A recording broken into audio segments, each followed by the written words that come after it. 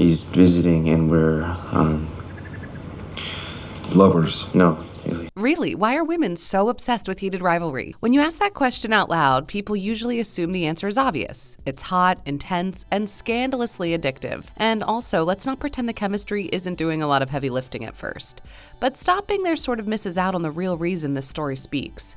The heat did pull me in, but the aura absolutely wrecked me.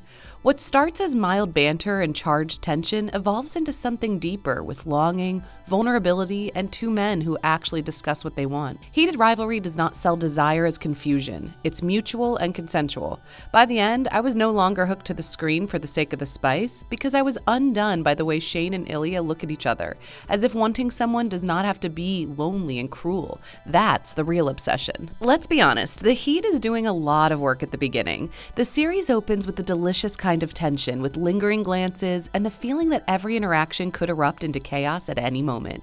It's thrilling and magnetic. The rivalry heats up and everything feels charged with possibility. As the story goes on, attraction stops being just exciting and begins to become dangerous in a different way. Wanting someone to mean something, it comes with consequences, questions, and that quiet panic of realizing you care more than you plan to. The tension shifts from will they to what does this mean? And suddenly your chest feels tight for reasons that have nothing to do with lust. Watching Shane and Ilya move in quiet circles around each other becomes intoxicating. They learn each other's moods in silence and feel the weight of unsaid words. The warmth stays, growing slowly and steadily. It's layered with hesitation, hope, and fear of wanting something real. I did not expect this story to hit me the way it did.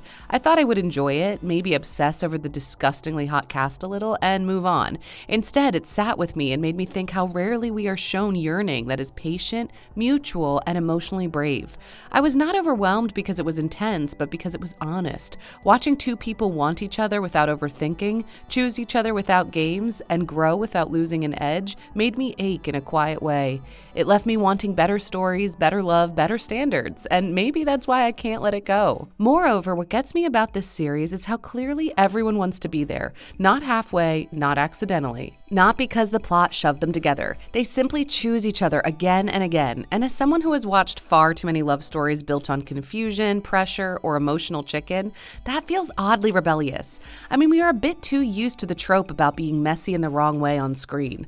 One person wants more, the other withholds. Someone pushes, someone craves. It's shown as passion, but it often feels like an imbalance. But in heated rivalry, the wanting is mutual and is built up over the span of 10 years, which changes everything. Shane and Ilya do not fall into each other's company because they're bored or lonely. They don't mistake tension for entitlement. Watching that made me realize how rare it is that passion does not come with the power struggle. Even with Scott, Hunter, and Kip, their yearning for one another is what drove Scott to risk everything to embrace himself and his love for Kip out in front of the whole world, even if that could have gone horribly wrong or upend his career. What I absolutely love is the fact that in the case of both these couples, the wanting is not always confident. It's scary, overwhelming, and inconvenient, but it is never unclear. I did not connect to the series because it felt exotic or forbidden, but because it was fair. It showed intimacy as something beautiful that's built together. Their relationship feels safe without being boring, soft without being weak, and intense without being destructive. And once you see that, it's hard to accept anything less. Coming to discuss the healthy representation of masculinity in the show, I won't pretend the cast's hotness isn't part of the whole craze. It obviously is. Sure, physical appeal matters in visual storytelling, and it would not be right to ignore the fact that it plays a role in why so many women pay attention to heated rivalry in the first place. But what really hooks me is the kind of masculinity the story allows us to witness. Both men are athletes in a conventionally heteronormative game, competitive and driven, and overall there's nothing soft about their lives or ambition. And yet within that, they're allowed to be gentle with each other.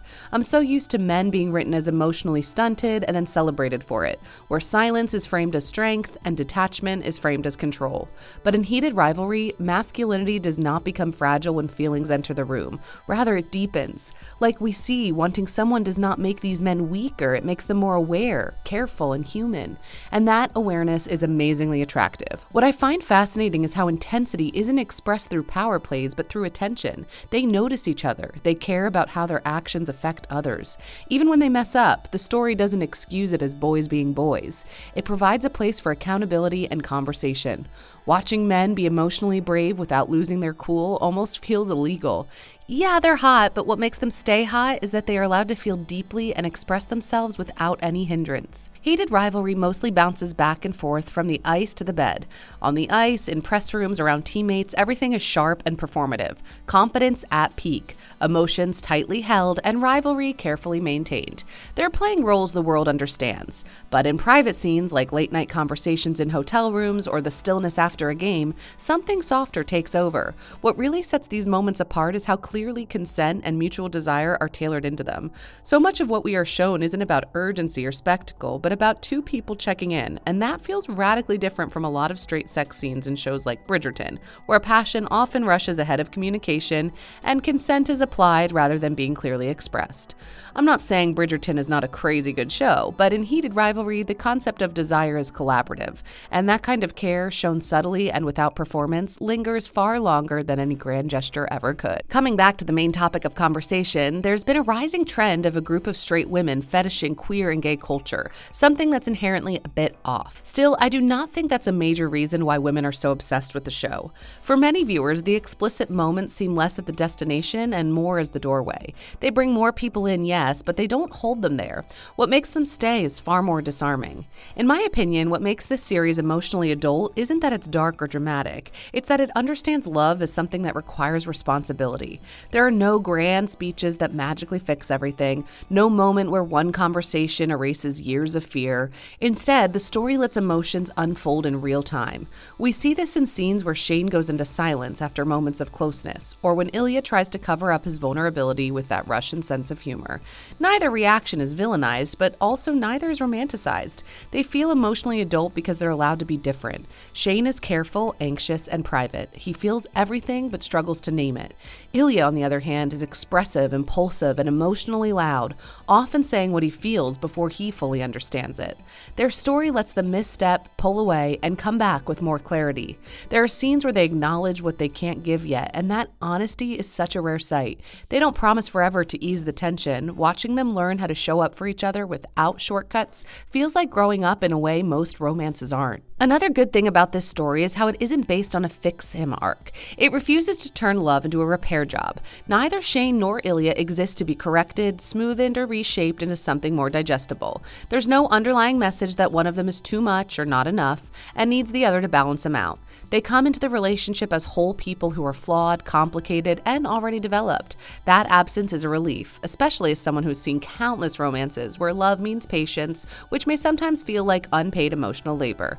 So many stories demand one partner to endure bad behavior until growth happens before finally turning that endurance into devotion. Here, the growth happens, yes, but it is self-driven. It comes from reflection, fear, and choice, and not from being loved correctly and change. At no point did the story narrative turn into a test of the other's tolerance. Love doesn't fix them, it just makes them feel a sense of belonging they've longed for forever. And watching a story bloom like this feels freeing. This shows how intimacy does not have to be about saving someone. Maybe it's just about choosing each other without pretending anyone needs to be rebuilt first. I love the fact that this story asked me to compromise. I'm not expected to accept emotional inconsistency and call it depth, excuse bad behavior because someone is, quote, going through a lot. There's no moment where I'm supposed to sigh and accept the bare minimum in the name of romance, and honestly, that alone feels liberating. So many love stories train women to settle quietly, but Heated Rivalry does not play that game. Effort is visible, communication is actually a thing here, care is consistent, and wanting someone does not come at the cost of self-respect. When fear shows up, it's named and not used as an excuse. No one gets a pass for being emotionally lazy. Watching this didn't make me want more drama, it just made me allergic to less effort. It reminded me that attraction and respect are not opposing forces, and maybe that's why it hits so hard. Because it does not sell fantasy, it sets a standard, and once you see it, pretending not to crave it feels impossible. Heated Rivalry is not something women obsess over by accident, because after the last 2 episodes, some of us never really left the cottage. It has earned that devotion by offering a love story with emotional depth, keeping the characters refreshingly respectful. What makes this show unforgettable isn't just the chemistry, but the care, which is mutual. It reminds us what romance can look like when written with honesty instead of shortcuts. And once you experience that, it's hard not to stay obsessed, for all the right reasons. What do you guys think about it? Let us know about your thoughts and opinions in the comments below.